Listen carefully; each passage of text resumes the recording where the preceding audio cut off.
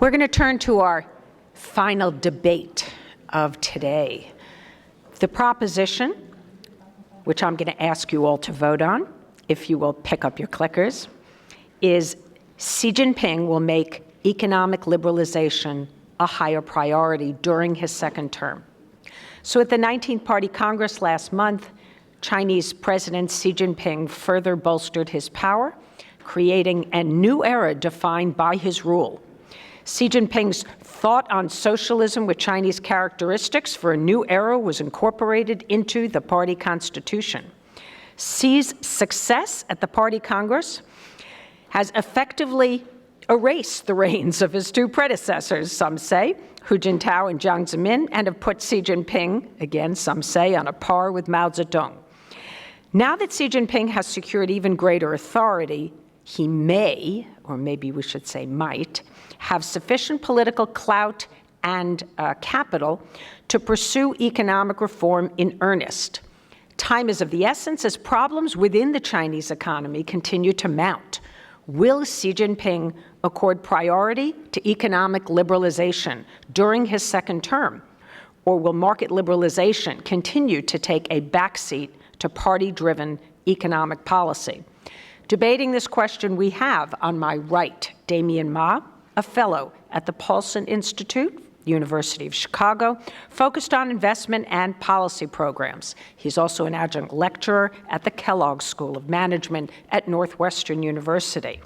And then to my left is Stevenson-Yang, who is the co-founder and research director of J Capital Research, and her areas of research have included solar, internet, medical devices, property, some consumer and direct sales names, and China's macroeconomy, and worked also as an industry analyst and trade advocate, heading the U.S. Information Technology Office and the China operations of the U.S. U.S.-China Business Council for over 25 years in China. So let's see what your votes tally up to. So we have 39% yes, okay. Final votes coming in. It's okay, keep on voting. Keep on voting. We're gonna let you tally up all those votes. We now have 40% yes and 58% no. Okay, all right, now we've gone 41-57, and I think we'll close it there. And we are going to turn to Damien Ma to argue the affirmative of the proposition that Xi Jinping will make economic liberalization a higher priority during his second term. Over to you, Damien. Oh, of course. I don't know if there's, yeah, sure. Well, thank you so much, Bonnie, and thank you to CSIS and ChinaPower for having me here. This is my first outing at the ChinaPower debate, and I'm just delighted to be here with such a distinguished group of folks that have spoken before me, and as well as the experts and specialists in the room.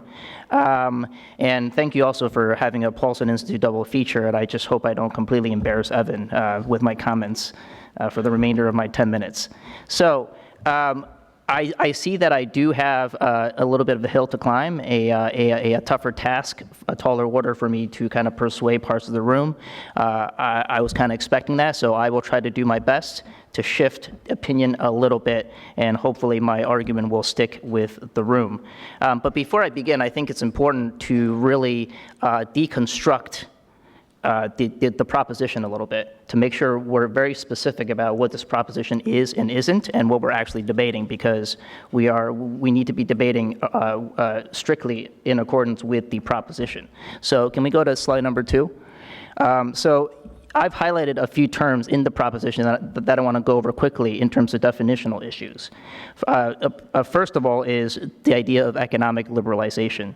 I believe any kind of economic liberalization in China is really going to be a bounded type of liberalization. It's never going to be dramatic or big bang type of liberalization going forward. China is not going to suddenly become Chile in the 1980s and adopt market shock therapy. That is not going to happen. It's a bounded form of liberalization. And let's also be specific about the fact that this is really exclusively an economic, not political liberalization.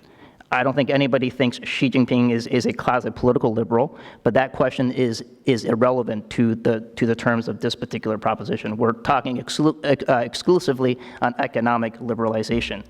And this proposition also does not encompass whether economic liberalization has been fully and effectively executed. And it's really just about whether it will be a higher priority. I think whether the policies have been implemented faithfully or fully is a very worthwhile debate, but that's a completely separate debate that I'm happy to engage with, maybe in the Q&As, but that is not within the scope of this particular proposition.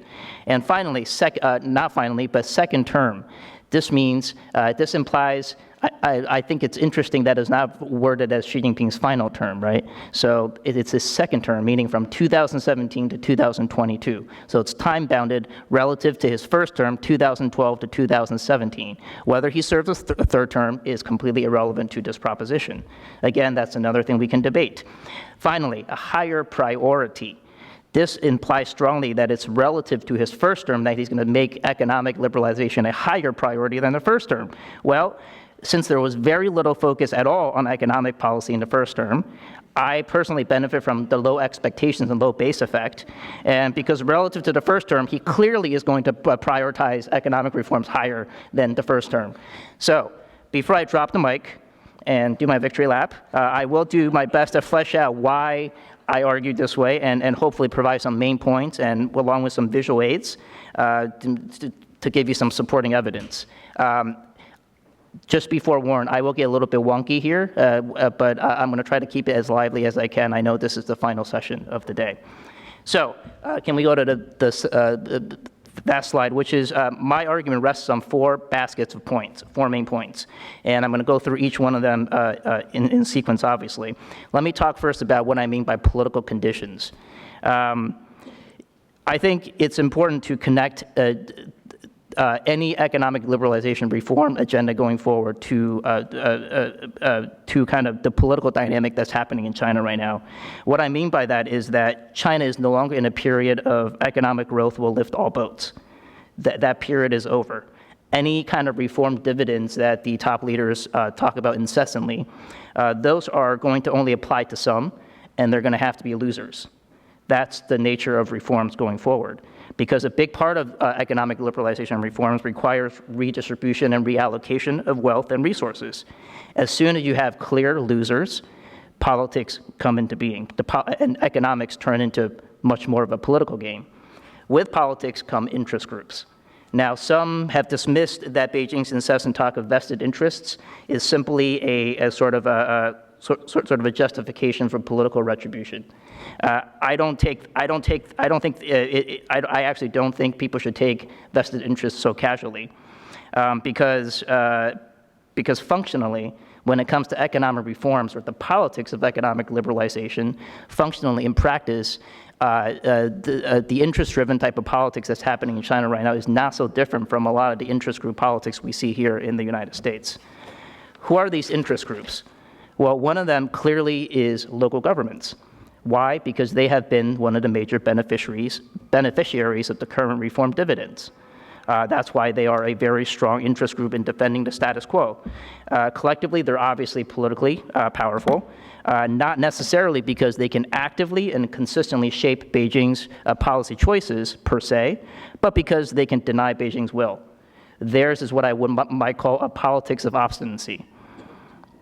So this leads to a broader point about how central local tensions and lines of authority have been a long-standing feature, and not a bug, it's always a feature of Chinese governance. It has been one of the toughest conundrums for any Chinese leader, including Xi Jinping and everyone before him. And whether you agree with what Xi's doing or not, he certainly seems to me has been much more preoccupied with dealing with this governance issue in his first term than on economics. Because I think his assessment, his diagnosis is essentially that the key to getting economic reforms and liberalization done effectively is to realign central local politics. I think the key here is it's not about what to do anymore in terms of economic liberalization and reform, it's about how to do it, how to operationalize it, and that requires realigning central local incentives. So the underlying intent of realigning these central local incentives is to make sure that local governments, the beneficiaries, are no longer profiting from what might be called the growth mandate, but actually focus on better governance and delivering on post-growth needs, which is about the new contradiction that I'll get to in my second point in just a minute. So what she has really been doing for the better part of the previous 5 years is essentially trying to address this politics of obstinacy, or commonly referred to as the emperor is far away problem. We've all heard that term, the emperor is far away. This is why he has sent anti-corruption teams all around the provinces. The same goes for the latest environmental supervision teams. They've reportedly covered all 31 provinces and regions across China. What she's basically saying here is that I may be personally far away in Zhongnanhai, but my people are scaling the mountains and coming to an anti-corruption bureau near you, so you better watch out. So I think there's a compelling argument to be made here that many of these efforts in the first term were essentially a monumental behavior modification campaign through shock and awe, which are the words that anti-corruption czar Wang Qishan has used, shock and awe. In another way of looking at it, it's essentially some concepts for the rising field of behavior economics can be applied here. China, to me, is essentially a big behavior economics experiment. The central concept of behavior economics is state or the policymaker set a set of choices that nudge people toward a specific outcome, a policy nudge. But in China's authoritarian system, it's really more of a political shove because it's more coercive and authoritarian. So why does all this matter in the first term? Well, this all matters because it leads to the 19th Party Congress. Setting these political conditions, realigning incentives matter a lot because any economic reforms has to happen in tandem with a shifting of underlying incentives, and I'll explain really why the 19th Party Congress tried to do that with a new contradiction. Next slide. I thought this cartoon captured very well what I was feeling after the speech came out. I didn't use a magnifying glass, but and I didn't. I think I read about 30,000 characters. I skipped maybe 2,000 of them, but I pretty much read all of it.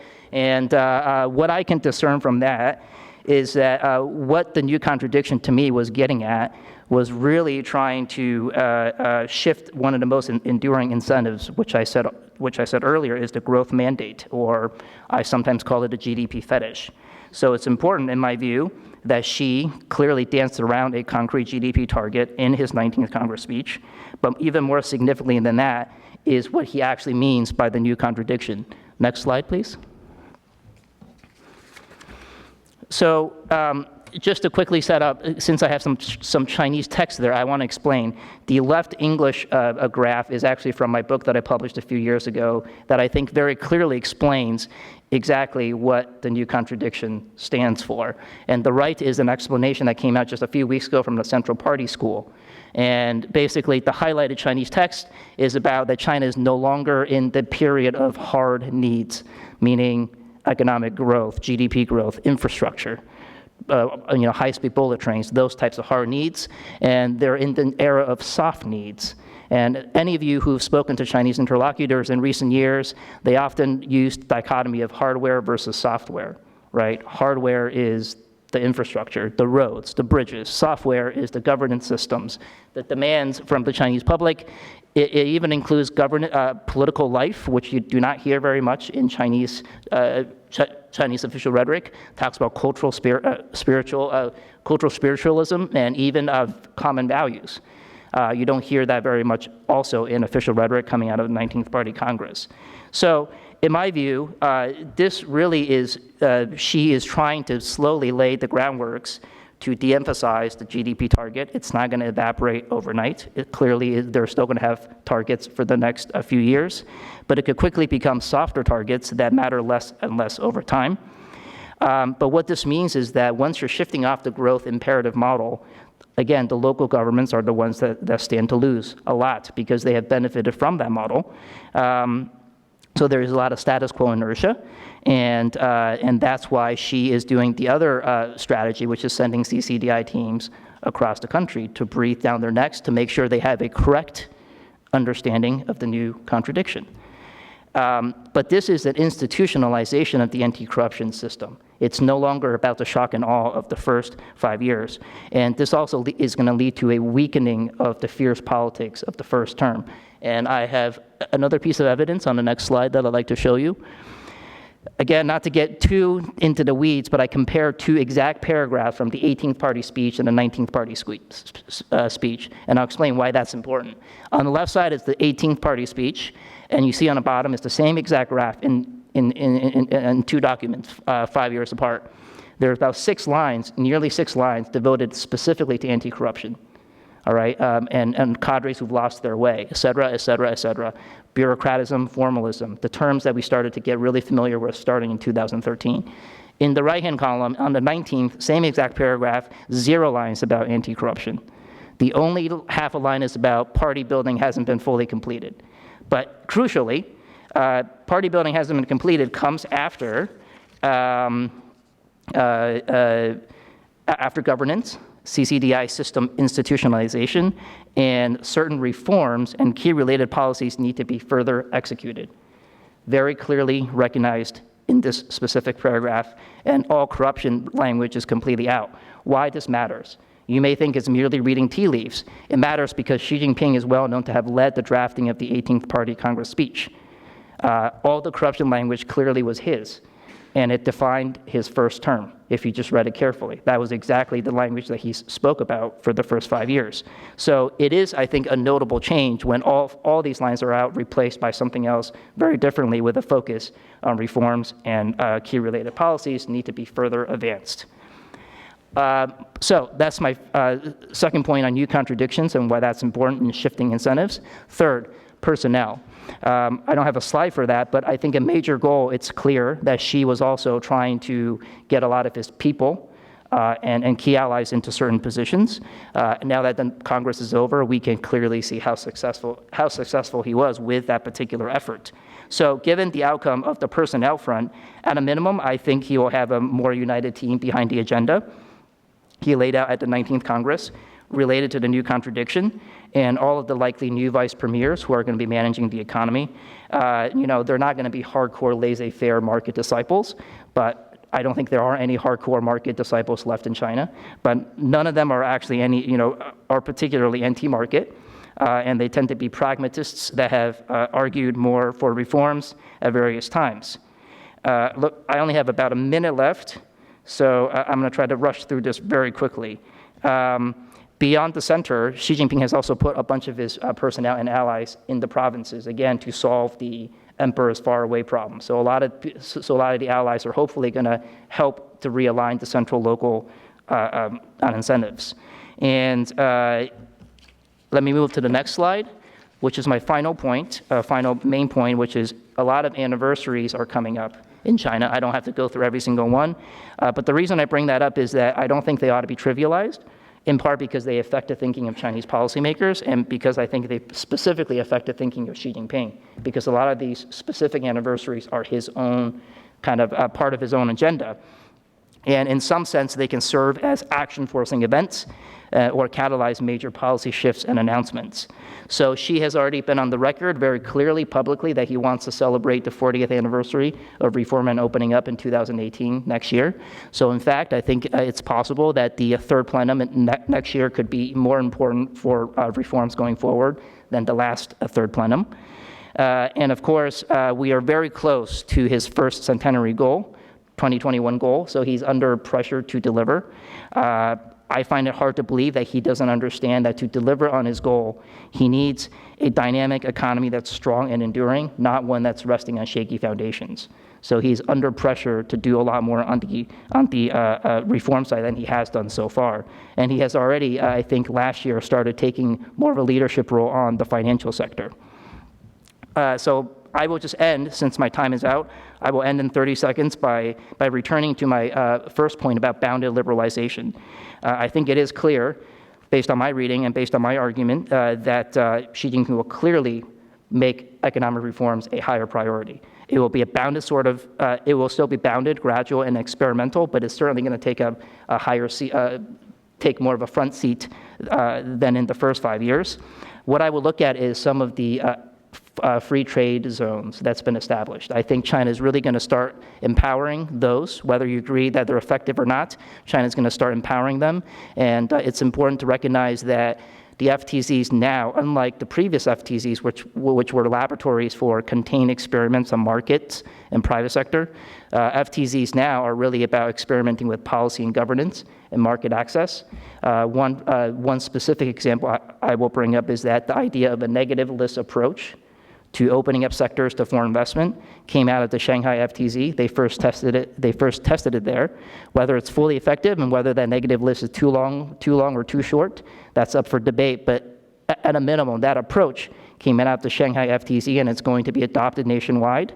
So this is where they're thinking about FTZs as future contained laboratories for opening up liberalization. And so look for those as kind of vehicles for future liberalization. Thank you very much.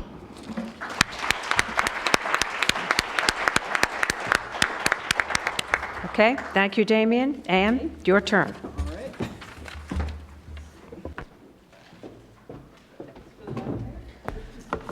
All right, so I've heard conflicting information about how long I'm supposed to take, but I'm sure you will tell me, so I will just stop when I stop. So, okay. So I have great respect for Damien, Dr. Ma's work, but I consider this a long, slow pitch over home plate, because the argument here, I know I'm not supposed to rebut now, but nevertheless, the argument here in a nutshell is she is so very strong, he's strengthened his base, he's consolidated power, and he says he's going to reform. Well, we've heard this narrative before, so I think it really doesn't surprise anyone that Xi Jinping has emerged from the 19th Party Congress with uncontested power and influence. After all, last year, he already essentially stated that he would be leader for life when he changed the party constitution to say that Comrade Xi Jinping would be the core of the party rather than General Secretary Xi Jinping. In other words, he's going to be the new Deng Xiaoping. What is new about the 19th Party Congress is the optics, the very visible declarations of the administration's intent to continue an advance of the party and a retreat of the civil government. And that, I believe, is anti-reform in any way that we might understand reform. So there are two aspects to reform. There are plans and there's implementation. So let's start with implementation. And I understand the point of view that the past is no guide, it's irrelevant to the proposition, but it is, after all, the only means we have to check I think that the assertion actually is both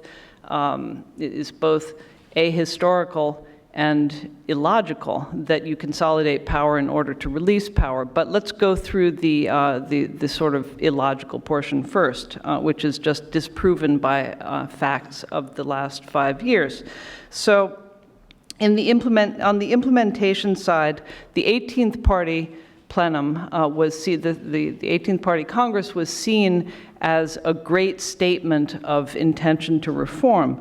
I believe that misunderstood the communique from the 18th Party Congress, which was actually about bringing the resources of the private sector to the service of government objectives. But even if you believed that it was a reform communique, I think the events of the last 5 years have shown that there has been no progress on any of these initiatives. So I listed a few, not in any particular order. One key objective was to reform interest rates. That has not been done. In fact, capital has massively and preferentially gone to the government and state sector. The only change in capital allocation, other than to accelerate the use of investment over the last 5 years, has been to use means of more direct control over the banks, rather than macro controls such as the RRR rate and interest rates. So the regulators have, for example, opened discount windows with 12 banks bilaterally. They have sanctioned banks for borrowing and lending in the interbank market at rates that are considered too high.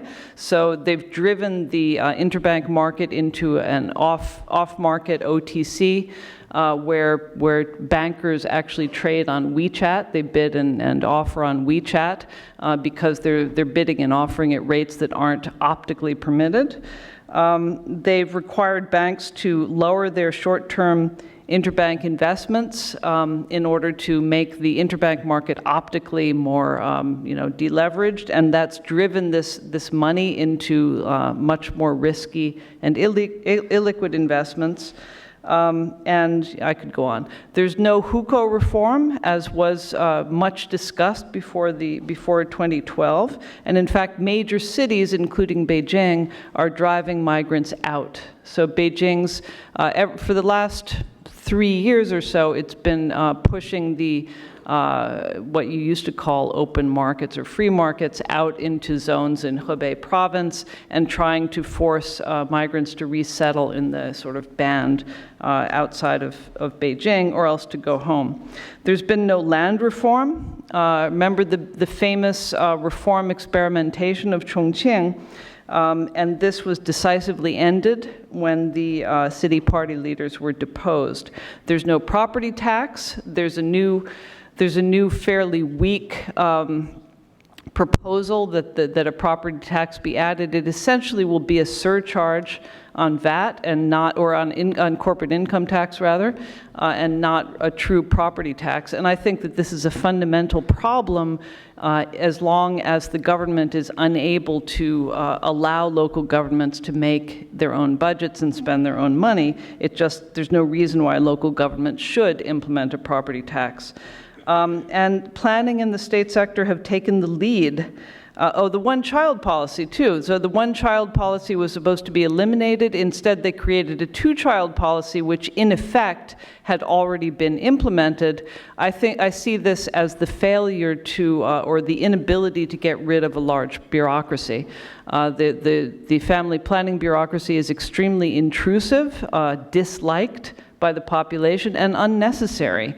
And it should have been eliminated when the policy was loosened, so why wasn't it? I think that's simply a weakness of the government.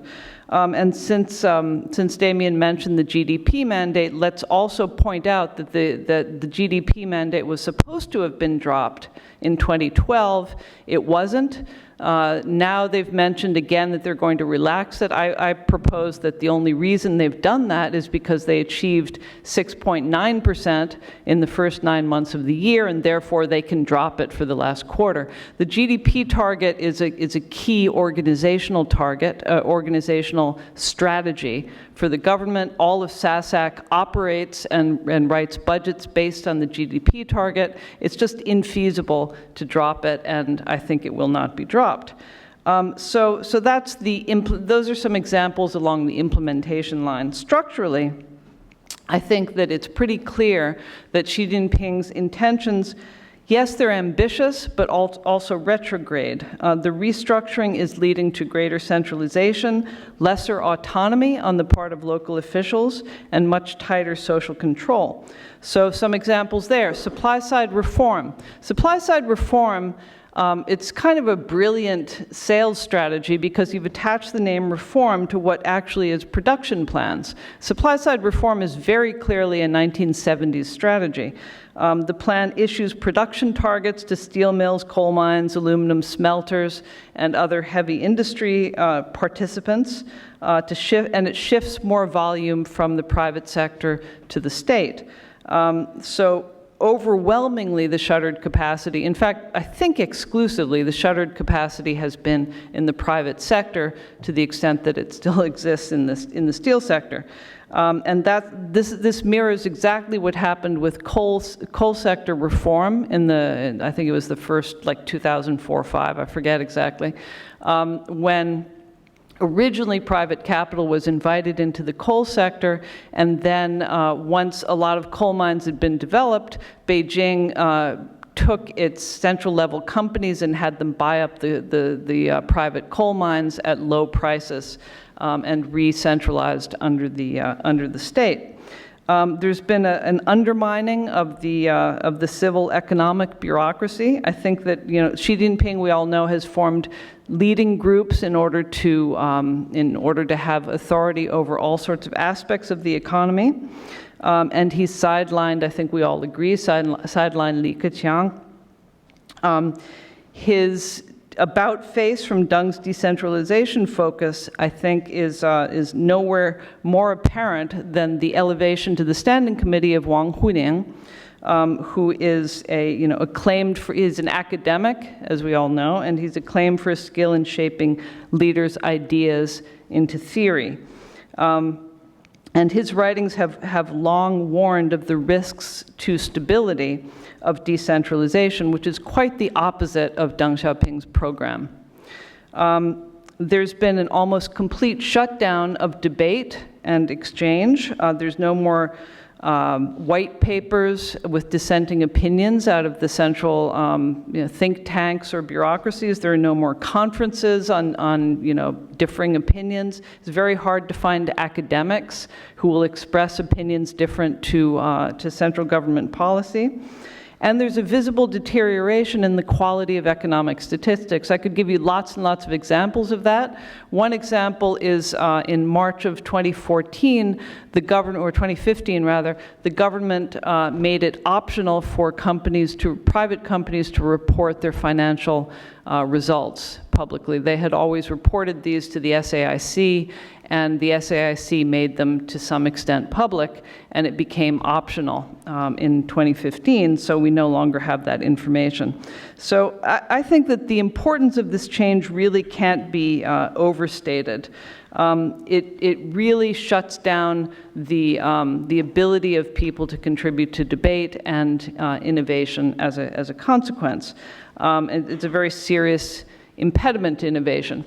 There's also this idea in the central government that big data can be used to implement a planned economy in a way that was never possible in the 1970s when China tried it in the past. This is stated by a number of central government leaders and by people like Jack Ma, who clearly has a personal interest in it, but nevertheless, I think it is, and clearly the implementation strategies for using big data and the credit records and so forth envision something far more ambitious than, we all know it's not about credit, it's about sort of social credit, but the use of these records envisions something far more ambitious than simply extending credit to or creditability to individuals.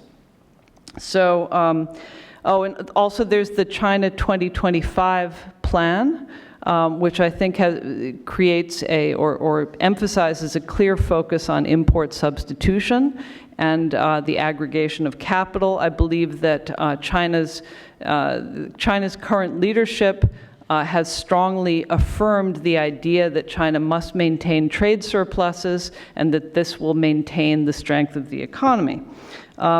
And then there's the small matter of, I find that the analyst community tends to like Liu He a lot. Liu He is rumored to be elevated to a vice premier. I consider this another sign, actually, of a weakening of the apparatus. Liu He is widely liked because he speaks English well, he went to Harvard, he sounds good, but he's actually a guy with a very weak bureaucratic base, no base of his own, and weak sort of bureaucratic charisma. I think that he's symptomatic of the way in which Xi Jinping prefers to elevate people around him who are no threat, and that becomes something very dangerous. So I think that the visit to the, am I out of time yet? Not quite? No? Okay. So the visit to the... Our timekeeper in the back, how much more time do we have? 2 minutes. All right, then I'll skip the visit to the Forbidden City part. Let's see, what would I like to finish up with? I think that China has, the change with Xi Jinping truly is a change. Xi Jinping, especially with the 19th Party Congress, I think has signaled to the world that China has emerged from its period of supplication as a poor, humble, third world nation, and now is reclaiming its position of, it's repudiating 150 years of humiliation, standing on its feet. This is the goal of Xi Jinping's, leadership of the party. The means by which he chooses to pursue that, I believe, is to establish a set of separate institutions over which China can have a strong influence. So the Asia Infrastructure Bank, the payment system that's separate from SWIFT, the Silk Road Initiative, and sort of the king of all of these initiatives, the One Belt, One Road Initiative, which kind of organizes all of these ideas together. 1 minute. Okay, so let me see. None of this, I do believe that Xi Jinping is politically a very strong leader. I think that that's antithetical to economic reform and liberalization, both empirically and logically. I think that I actually blame the reforms of Zhu Rongji, as much as I admired Zhu Rongji, for creating the situation that we're in right now because of the extreme centralization of the government apparatus. But that's a different discussion. So Xi Jinping is an ambitious leader, not in the economy, but in driving China, I think, back to a more modernized 1970s type structure. To say all this is not to say that he will necessarily be strong or be effective at accomplishing these goals. Xi Jinping reminds me of no one so much as Yuan Shikai. Is it Shikai or Shikai? I forget. Shikai? So, as I think we all know, Yuan Shikai crowned himself emperor after taking over, and he lasted roughly 8 months. And it was just a few years later that his tomb was desecrated by Chinese soldiers. So, of course, we hope that is not the fate of Xi Jinping, but I think crowning oneself emperor in modern times attracts a lot of enemies. It's a dangerous thing to do. Nevertheless, economically, I would say there's simply no sign of reform.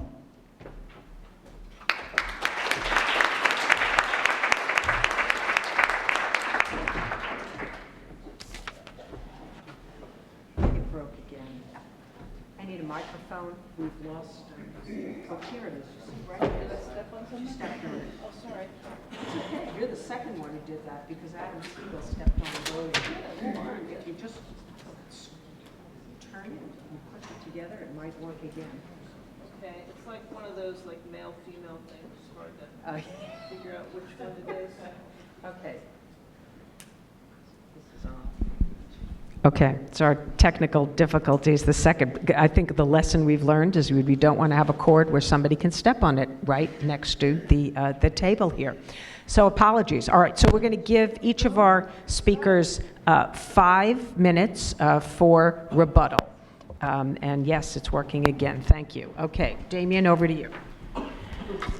Great, thank you. And that was terrific comments from Anne. So let me begin with where we agree.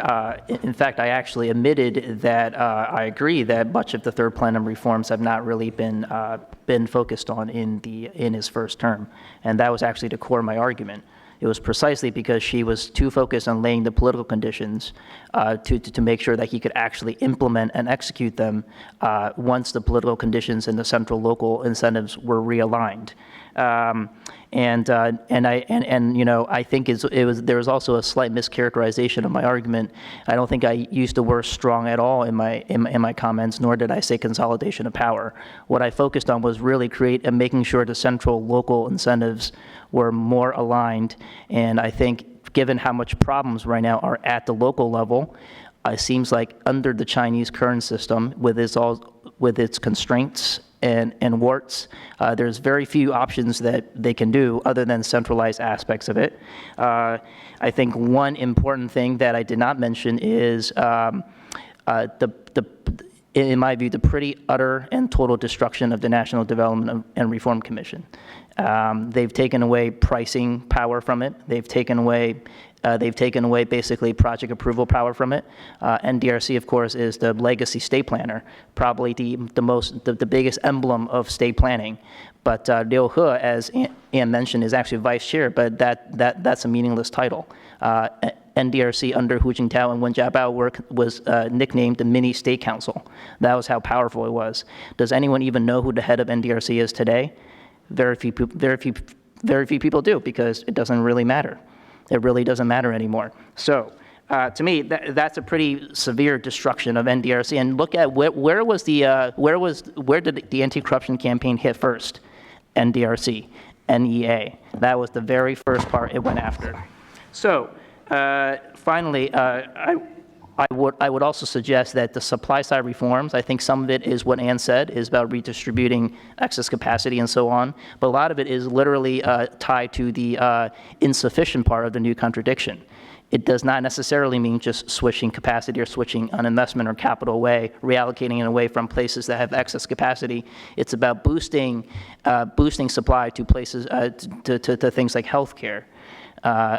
Services, things that is supposed to drive the future of the Chinese economy. Whether you agree they will actually succeed, that's hard to say.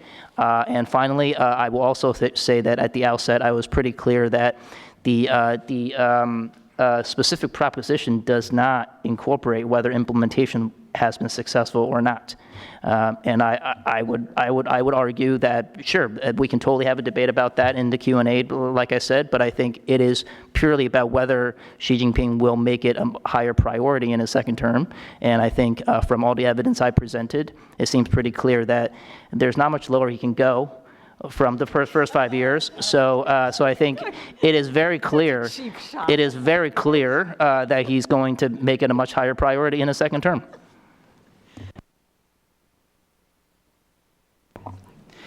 Well, I agree that the proposition does not include the record of the past, but I do think that record of the past is what we have to judge intention of the future. For China, the attitude of public markets toward China's liberal or conservative orientation has been very, very important to China as a way to attract capital for 30 years now, and there's a certain amount of signaling that goes around that. China has no interest, no more than China would withdraw from the WTO and the UN and the IMF, even as it starts to focus its efforts on alternative institutions, no more than it would do that would China say, oh, sorry, we're socialist again. We're giving up this liberalization path, because why give up the incoming capital flows that you receive by positioning your companies as private, thriving, growing, and totally independent of the state, when in reality that is a fiction. As to the specific comments, the destruction of the NDRC, I mean, for many, China's is a very bureaucratic system. And he who manages to master bureaucracies also manages to promote his or her own political plans. So we've seen Chinese leaders over decades choose different institutions as their bases because they had stronger bases there. For example, under Zhao Ziyang, we had the, what was it called, State Commission on Economic Reform of Society, whatever, SCRES. We had, it moves around here to there depending on where leaders have their roots. I consider whether the NDRC is up or down to be irrelevant to everything except the inside politics of particular leaders and their bases. Yeah, the second point was just on whether the, I was just eliding your point about the anti-corruption movement to call it strength, and I think we could probably agree on that the successful completion of all these anti-corruption campaigns means a type of political strength. And I think that your fundamental argument is that given that strength, then she will be able to implement his program.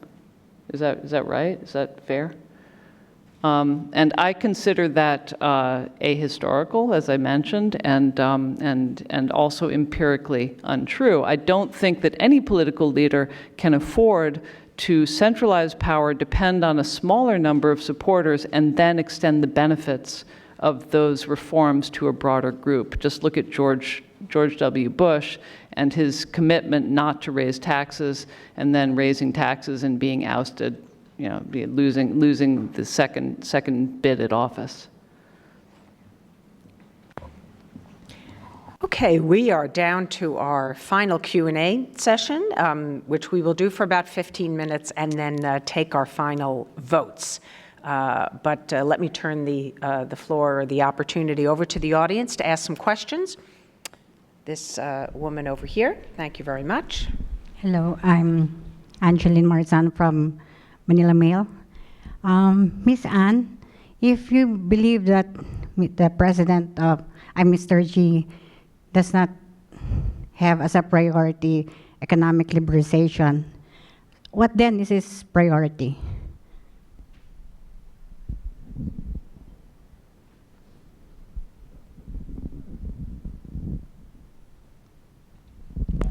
Oh, I think his priority is the glory and survival of the Communist Party, particularly past the shelf life of the Soviet Communist Party, which lasted 70 years. So that makes 2020 the year. I think that's. I think he believes the rejuvenation of the Communist Party and its strengthened leadership, which probably includes recapturing some of the, asserting some of these irredentist claims on Taiwan and Hong Kong, and possibly other areas. I think that's those are key goals of its administration, not economic strength. Right back here. Thank you. A reporter from Voice America. I have a question for Mr. Ma. Will there be a point when you cannot push for economic reform without liberalizing your political system? In other words, can Xi Jinping, when will the political system of China become obstacle of the economic reform? Thank you. I think there's always been a tendency to correlate political liberalization and economic dynamism, or I think that correlation holds in some cases, but it does. It's not convincing to me. That it just I've read a lot of kind of literature on that, and it's not clear that there is a very strong correlation on certain types of economic liberalization. I think it certainly could potentially stymie parts of China's innovation ecosystem, as we heard earlier on the panels. But I also think that the kinds of reforms they're trying for now, which does actually deal with a lot of good governance. It's not about democratic governance. It's about a kind of a more kind of I guess a sort of more competent, humane type of governance along the lines of Singapore that I think that the Chinese leadership has always looked to in some respects. So I think that's kind of about the best you can expect. And I think people, like I said earlier, people should not be expecting this kind of full fleshed out market shock therapy liberalization that we saw in the 1970s and 80s around the world. That's just not going to be realistic in China's context. Okay, another question? Yes, over here, and then we'll go over there in that corner.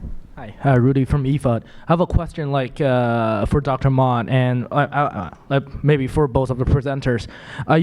Dr. Ma briefly mentioned that the change in the growth mandate to a more economic liberalization, like a soft mandate.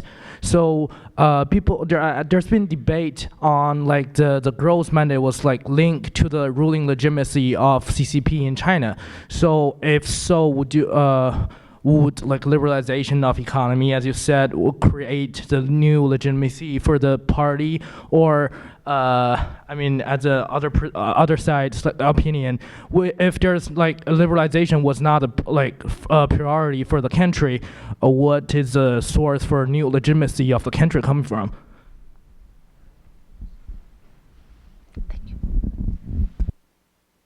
Well, since it's for both of us, I'll go first, since I'm older. I think it's very clear that for the last 5 years, Xi Jinping has been trying to reset expectations in China toward more modest living, Instead of to get rich is glorious, which was Deng Xiaoping's supposed slogan, instead it's moderately prosperous society. It's that you're no longer is ostentation accepted. Ostentatious wealth consumption is frowned upon. You're supposed to have modest needs, and this is simply a reflection of reality. The idea now is that China, the nation, will be glorious rather than the individuals who get rich. And so the way that the nation will be glorious will be a strong renminbi externally, power in the Belt and Road areas, and more international respect. I think that that's the grounding of his legitimacy as he sees it. I'll just add quickly, I think the problem with the GDP target was that it was a simple quantitative target that was easy for everybody to know. If you needed to hit your numbers, well, you can put up a duplicative steel factory, but that might have left excess capacity, but that also met some numbers and kept jobs. So that was how a lot of local governments operated for a long time. So delinking that, or even watering down the primacy of the target, the GDP quantitative target, by putting it among a dashboard of new targets like environmental, governance, health care, quality of life, those types of things. So that I think just by virtue of watering that down, it will gradually shift the primacy of the GDP quantitative target, and I think that's an important, if not immediate, signal to all local governments that they're going to have to, like I said, lose from the next round of economic liberalization and reforms. Okay, we have a question over there. Hello, my name is Matthew Eyes from the Asia Society Policy Institute. I had a question, actually, two questions very quickly for Ms. Stevenson-Yang, more towards a question of, will Xi Jinping just liberalize because it works in the interest of China? For instance, made in 2025, certain sectors like energy and sustainable energy, it seems that President Xi Jinping has, even in the recent trip from President Trump, opened up symbolically to new sources, American sources, especially also in the financial sector. And for Mr. Ma, how can you comment on President Xi's speech, how he said that the private sector is supposed to now work for the glory of the nation? Doesn't that seem to prove the point that it's not really going to be fully private, fully liberalized, that it's always going to be within the confines of the CCP? Well, let me take the first one there. I think that the Made in China 2025 plan, as I mentioned, is very clearly an import substitution plan. I think that China is, of course, an importer of oil. And I think that is the source of China's focus on renewable energy sources and also on electric cars. You notice that in the electric car plan, for example, the focus is on pure electrics rather than on hybrids. And why is that? Because hybrid technology is quite mature and is owned by overseas companies, whereas China makes a ton of batteries and needs outlets for them. I do not see Made in China 2025 as a liberalization plan, but instead another industrial plan designed for the same goals as the industrial plans of the 1990s. As for the financial sector opening, briefly, the opening that was announced is an increase from 49% equity ownership to 51% equity ownership. The 2001 WTO accession agreement actually promised international financial institutions national treatment by this time, and yet international financial institutions have seen their market share in China shrink very dramatically since 2009, and now their share of assets is around 1.5% compared with an international standard of about 20%. At the same time, Chinese banks internationally, there are, I think, 30 of them in the top 100 or so in size. So it's a very uneven picture, and I don't think that the new agreement makes a difference there. So let me clarify. Your question is about how much space the private sector can actually get and how dynamic it can be within kind of a party-state system. I think the best way to kind of answer your question at the outset is sort of a Chinese policymaker. What they would say is that this is China. The state sector will never disappear. The only strategy is to grow this private sector large enough so that the state sector shrinks disproportionately as the total size of the economy. So the whole Guojing Mingtui, meaning state advances, private sector retreats, that to me is pretty cyclical. And I think the central state-owned enterprises, the less than 100 now after consolidation, those will never go away. They're an instrument of state power. China uses it as a way to smooth out economic cycles. It's essentially a shock absorber to economic volatility, so that's a useful tool for the party. That will never go away. But the key is whether the private sector can get enough space to grow so that as a proportion of the overall economy, it's going to be larger and larger, and I think that's cyclical. Okay, we had a question there. Hi, my name is Martin. I'm from Johns Hopkins Science. I'm interested in hearing what you guys think that Zhou Xiaotuan's recent comments on the financial sector and economy says about the future of reform in China, if anything. Thanks.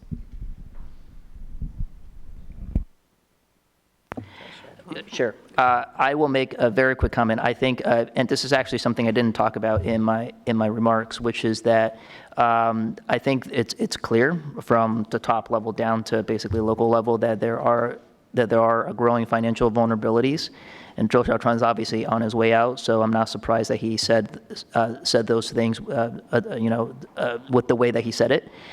Clearly, that was something that he wanted to do as he retires. But I think the key point there is that even President Xi Jinping has personally kind of taken hold of the financial leverage issue. He's held various meetings that he's headed himself on it. So this is also why I think the bounded liberalization is probably the best China can muster, because they know they're confronting some underlying financial vulnerabilities. It's not something, and the antidote to that is not necessarily wholesale liberalization. That may not actually work in the context of these financial vulnerabilities. So I suspect there's going to be a lot of movement on that front over the next few years in tandem with kind of the bounded gradual liberalization on the other side.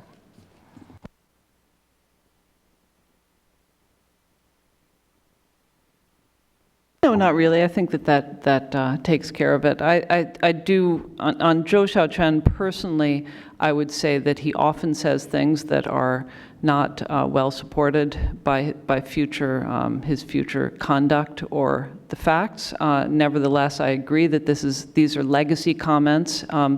There is, I know, a sort of disaster plan sitting in the bowels of the NDRC think tanks in Beijing, which includes plans for what would happen if the banks stopped transacting and if they went bust. I think that the central government sees this as a perfectly, something that they can deal with. You often get people who compare the potential bankruptcy of the big banks, or let's say the inability to transact of the big banks, to supply-side reform, with the idea that you can push more transactions to the big and let go the small, let them take over the small banks, and that it will not be a disaster. In Beijing, they have the same conversations that we have here in Washington, New York, and every other place, which is that everyone is concerned that there will be a financial crisis. And so it would be very foolish not to make plans along those lines. But the plans do not include liberalization. They include greater control. I personally think that bounded liberalization is not really a thing. I think that you either liberalize or you don't. I believe that the FTZs are not an example of liberalization, but instead an example of sort of, having your cake and eating it too. And we've never seen these experiments extend nationwide, and nor will we see experiments in other parts of the economy extend nationwide. Okay, one last question right here. In the front, do we have microphone's on its way.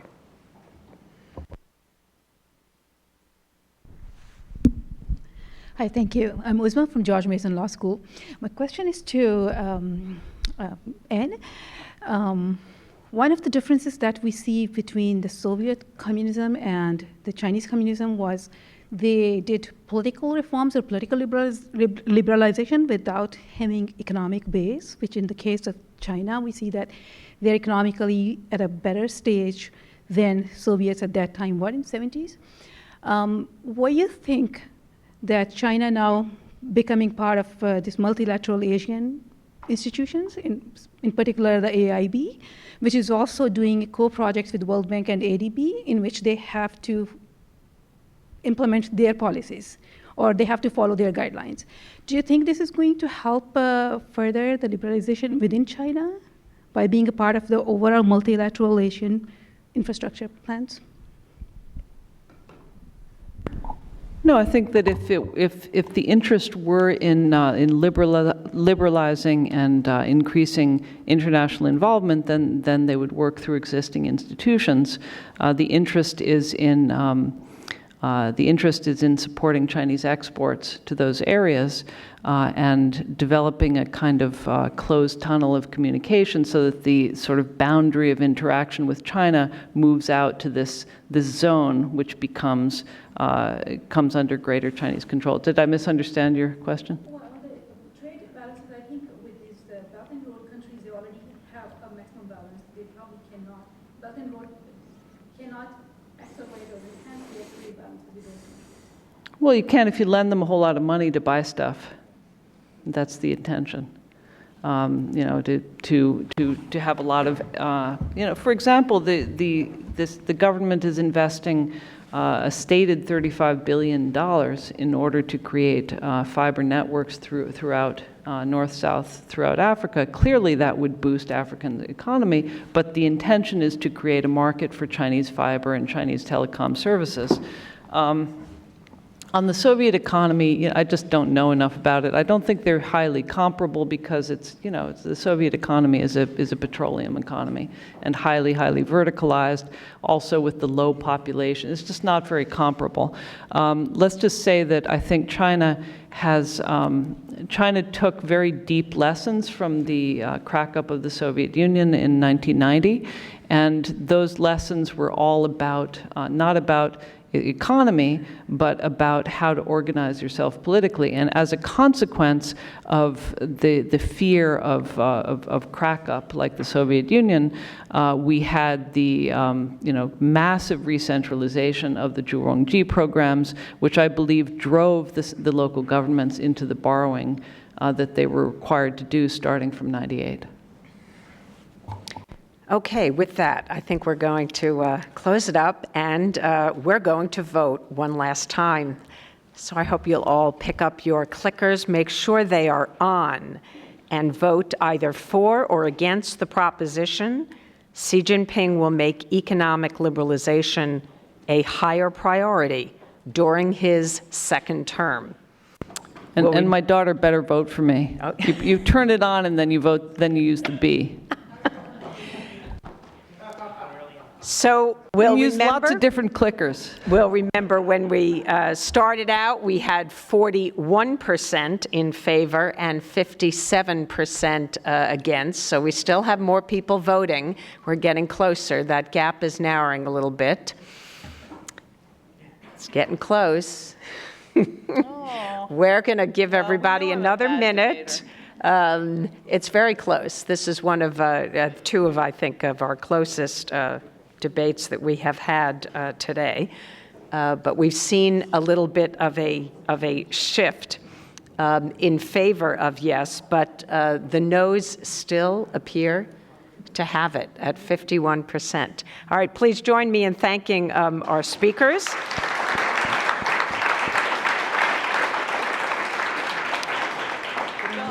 I want to thank all of our speakers, especially those who've come from out of town. I want to thank my staff. I want to thank all of you in the audience for coming today. And I also want to thank the Carnegie Corporation of New York for their support. Thanks very much. Thanks.